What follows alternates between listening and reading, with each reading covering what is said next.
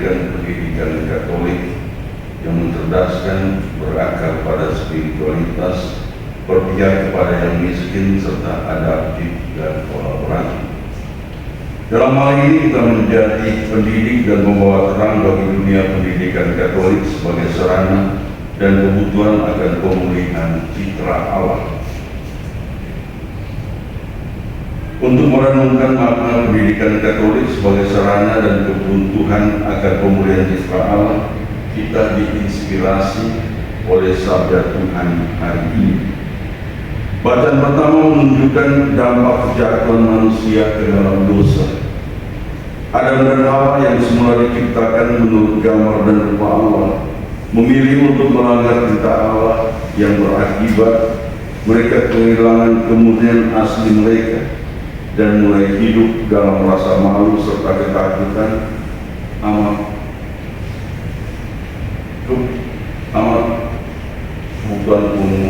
membutuhkan pemulihan. Karena kejahatan mereka bukan sekedar tentang ketidaktaatan, tetapi juga tentang hilangnya relasi yang harmonis antara manusia dengan Allah yang harus dipulihkan dalam sejarah panjang keselamatan. Sebagai insan pendidikan Katolik, kita melihat bagaimana dunia pendidikan hari ini menghadapi tantangan serupa. Ada banyak aspek dalam sistem pendidikan yang kehilangan esensi. Pendidikan yang lebih berorientasi pada hasil akademik semata daripada pembentukan karakter, kesenjangan pendidikan antara yang mampu dan yang kurang mampu, serta hilangnya nilai-nilai kekatolikan dalam banyak lembaga pendidikan kita.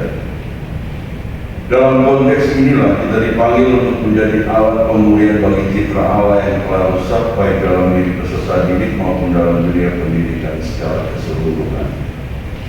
Saudara-saudari terkasih, Injil hari ini juga memberi satu arti tersendiri tentang pendidikan sebagai sarana pemulihan melalui tindakan Yesus yang menyembuhkan seorang tuli dan gagah.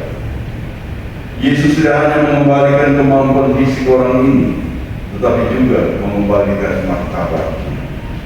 Ini adalah gambaran bagaimana pendidikan seharusnya bekerja, bukan hanya memberikan ilmu, tetapi juga memulihkan martabat manusia sebagai citra Allah. Ketika Yesus menyentuh orang yang tuli dan gagap ini, Ia tidak hanya menggunakan kuasanya, tetapi juga menunjukkan pendekatan yang penuh kasih dan personal. Pendidikan Katolik dipanggil untuk melakukan hal yang sama, mendampingi setiap peserta didik, termasuk mereka yang miskin, difabel, atau kurang mendapat akses pendidikan yang layak. Salah satu fokus utama Komisi Pendidikan kita, KBI 2024-2027, adalah menciptakan pendidikan yang berpihak kepada yang miskin dan marginal, seperti dengan membangun sentra belajar guru bagi anak-anak berkebutuhan khusus dan menciptakan pendidikan alternatif bagi mereka yang putus sekolah. Ini adalah bentuk nyata dari keterlibatan kita dalam misi Kristus untuk memulihkan dan menyelamatkan manusia. Saudara-saudari terkasih, hari ini kita memperingati Santus Reus dan Methodius, dua saudara memiliki dedikasi besar dalam pendidikan dan evangelisasi. Mereka menghadirkan pendidikan bukan hanya sebagai alat untuk mencerdaskan manusia, tetapi juga sebagai sarana untuk membawa manusia kepada Tuhan. Mereka mengembangkan aksara dan bahasa bagi orang-orang Slavia, bukan sekadar untuk meningkatkan kemampuan literasi mereka, tetapi agar mereka dapat membaca kitab suci dan memahami iman dengan lebih baik. Komitmen yang sama juga harus kita hidupi dalam dunia pendidikan Katolik. Pendidikan kita harus tetap setia pada ciri khas dan spiritualitas pendiri, tidak boleh hanya sekedar meniru sistem pendidikan umum.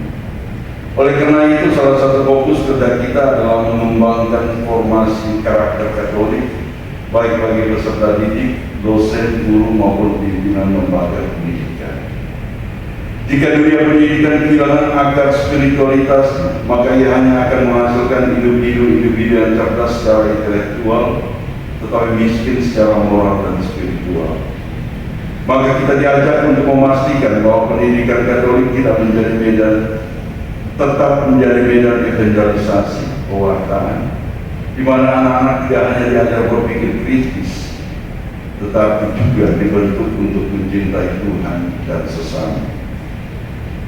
Rekan-rekan imam, para suster, ibu bapak, saudara-saudari, untuk dapat mengemban misi pendidikan sebagai sarana dan kebutuhan akan pemulihan citra Allah dengan tetap setia pada ciri khas dan spiritualitas kekristenan, kita membutuhkan kolaborasi sebagai jalan bersama.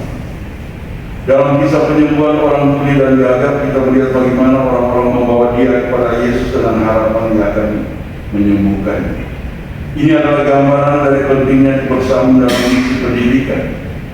Kita diajak, kita tidak bisa berjalan sendiri. Kita membutuhkan kolaborasi antara gereja, sekolah, pemerintah, dan semua pihak yang memiliki niat baik dalam membangun pendidikan Katolik yang berkualitas.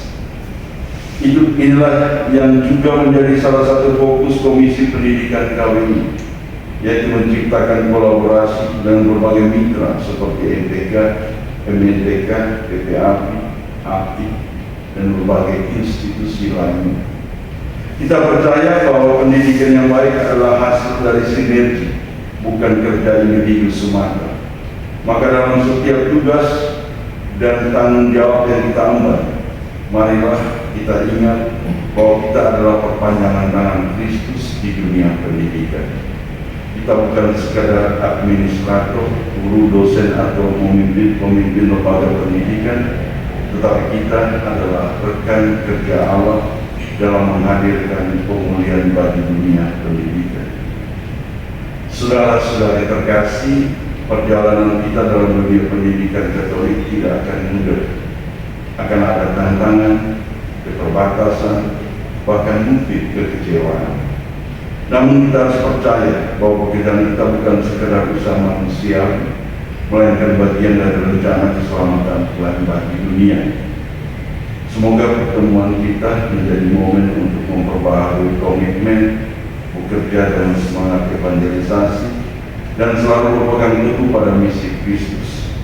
Mari kita terus berjalan bersama membangun dunia pendidikan Katolik yang mencerdaskan, membentuk karakter, dan menghadirkan kasih Tuhan bagi sesama. Tuhan memberkati kita. Amin.